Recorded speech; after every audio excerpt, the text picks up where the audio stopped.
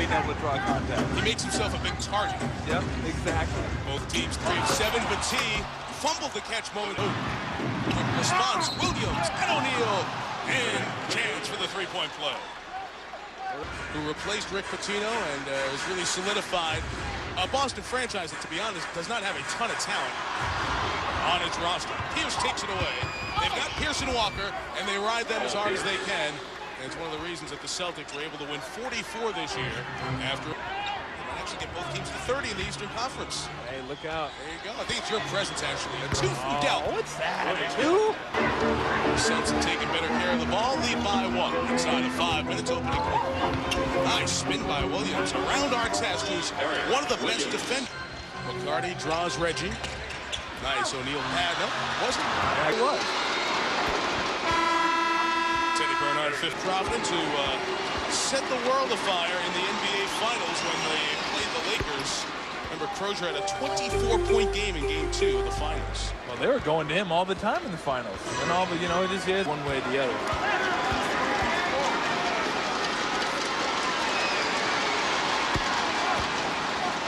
So when he spins, you can adjust. Only Tracy McGrady, Kobe Bryant, Allen Iverson, and Shaquille O'Neal scored 4 points. It allows them those 6, 8-foot shots. And you can tell by virtue of the last couple of times at the court, they both look for each other. I like what Jim O'Brien's doing here. It's just force-feeding Paul Pierce. We're going to get you going. We'll get you some stuff inside and make national championship Wildcat season. Lazy pass by Crozier, taken by Pierce, who is fouled. So the Pacer big men have gotten fouled. Yeah, I was just watching Ron Artest. It's amazing, right? Amazing. How many different positions?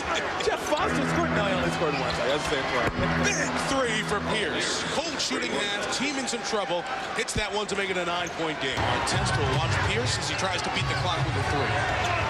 He and Walker out high. Pierce takes it in. Shot in time. It's a 3 for Williams. Oh, a great finish for Boston. They hit the last 2 threes. Automatically, one more for Pierce. We saw Antoine Walker back. Pierce made them both. Back to 8. Projects of Queensbridge, a tough neighborhood in New York. We're on through his couple of years at St. John's. Every response to crisis was conflict in Ron Artest's life. Pierce hits a tough shot, finally getting his 4th field goal of this game. It's a 14-point lead. The way they do it here in this building, just old school.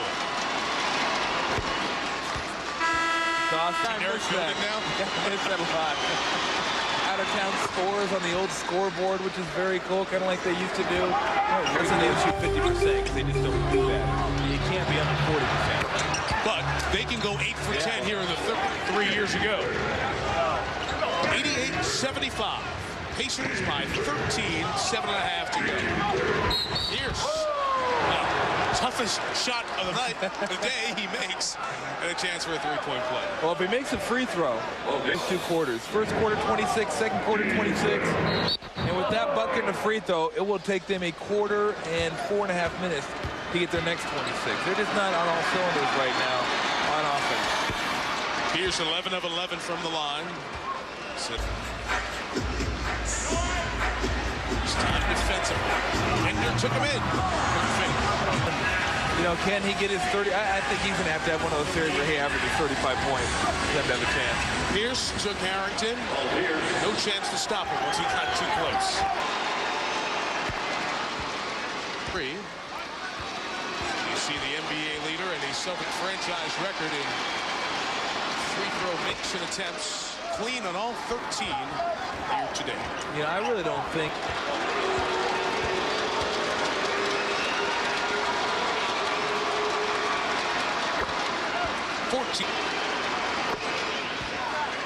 Game as we approach 2.5 left in game 1.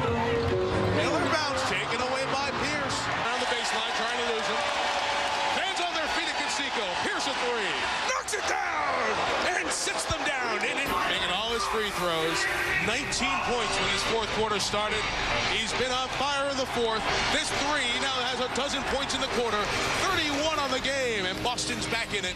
It's Pacer ball when you come back to Conseco. 66 seconds left, and the sharp student Celts have kept Boston in game 1 of this best of 7. One of the best in money time is cashing in for the green today.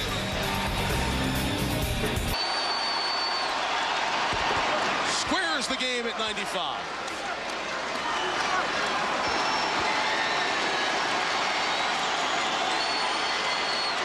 For the first time in 37 and a half minutes.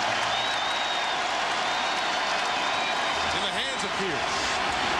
Foster defensively at 3. For Pierce is good! He's taking it upon his shoulders. And I think you got to double this one. You can't let Brad Miller, Jeff Foster, excuse me, out there on Pierce. And my goodness, whoa, it doesn't matter who's in his face right now. Indiana, 1 field goal in the last 8 minutes and 10 seconds. Pierce at the line.